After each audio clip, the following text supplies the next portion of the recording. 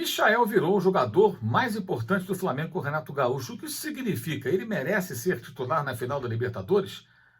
O Grêmio perdeu para o Inter e a situação na Série A é muito difícil. O rebaixamento parece quase impossível de evitar. E agora? Xavi, novo técnico do Barcelona. O que esperar do ídolo catalão agora em nova função na volta ao clube? Temas do nosso papo de hoje, então vá até o final do vídeo. Vamos nessa! Michael voltou a marcar um gol importante para o Flamengo, mas que não evitou o tropeço diante da equipe da Chapecoense, num melancólico empate em 2-2 e mais uma atuação sofrível do Flamengo de Renato Gaúcho Portaluppi na noite de segunda-feira no interior catarinense. Por que Michael ter se destacado tanto? Bem, é muito fácil entender. O time do Flamengo, desde 2019, quando houve a passagem marcante de Jorge Jesus, mesmo com os problemas que teve com o Domi e até com o Rogério Ceni, embora tenha sido campeão brasileiro, o Flamengo tinha jogo coletivo. O Flamengo era um time consistente.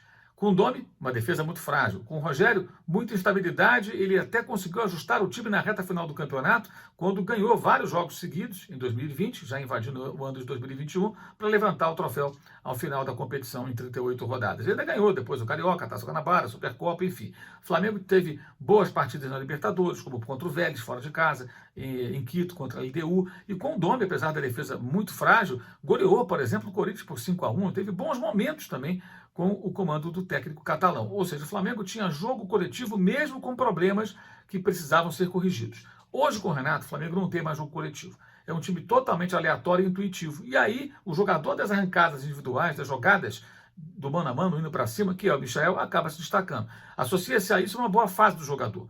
O jogador que, aliás, diz, o Renato recuperou. Não, quem recuperou Michael foi o Michael, que voltou das férias no começo da temporada, antes do tempo, voluntariamente, participou de jogos no Campeonato Carioca junto com os garotos da base, justamente para ter a oportunidade de readquirir ritmo, e vinha já se recuperando, teve problemas de depressão, ele mesmo admitiu isso numa entrevista, mas conseguiu se recuperar, conseguiu dar a volta por cima com o seu próprio esforço, com o seu próprio empenho e, claro, com o apoio de muitos no clube. Renato é mais um apoiado. Vai escalá-lo na final da Libertadores? Eu imagino que se for um time completo, com todos os jogadores, voltando a Arrascaeta, inclusive, Michael ficará no banco como opção. E acho que é por aí, numa final de Libertadores, em que o Flamengo dependerá demais dos seus jogadores mais cascudos e experientes diante de um comando técnico risível, como o atual comando técnico que tem à frente Renato Gaúcho. O Grêmio está muito mal no Campeonato Brasileiro. A derrota para o Inter gerou toda aquela polêmica na comemoração dos jogadores do Internacional, especialmente o Patrick, que pegou lá o caixãozinho do torcedor com as cores gremistas. Mas o fato é o seguinte, independentemente dessa discussão, o Grêmio jogando bem ou jogando mal, perde. Teve bons momentos contra o Palmeiras, em casa, perdeu. Jogou melhor que o Atlético em Belo Horizonte, perdeu. E não jogou bem contra o Inter, perdeu também. Então, jogando mais ou menos bem ou mal, em casa ou fora, o Grêmio perde os jogos. Trocou de técnico, mas não tem conseguido resultados com o Mancini. Lampejos do Douglas Costa, jogador mais caro do elenco, tem feito com que o time consiga criar alguma coisa em alguns momentos, mas é muito pouco. E parece inevitável realmente o rebaixamento. O mais curioso no caso do Grêmio é que o Grêmio é um clube estruturado, um clube que trabalha com muita consciência, que saneou dívidas e fez investimentos, mas tudo desandou.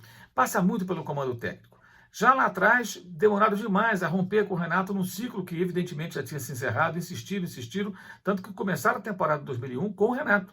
E com o técnico hoje no Flamengo, o Grêmio foi eliminado na fase inicial da Copa Libertadores da América pela equipe do Independente Del Valle, já sem o Miguel Ángel Ramírez, que estava na época treinando justamente o Internacional. Que remédio?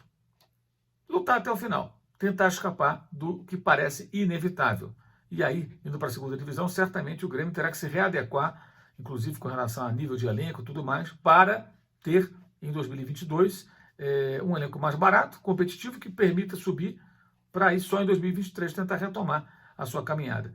Vai ser muito complicado, uma ruptura no momento de estabilidade do Grêmio, sempre brigando por posições importantes nas competições que disputa, e com esse rebaixamento quase inevitável, esse rompimento vai ser bem doloroso, bem complicado, bem difícil, ainda mais que ainda pode ser que veja o Inter, pelo menos na Libertadores 2022, com o time do Grêmio provavelmente jogando a Série B.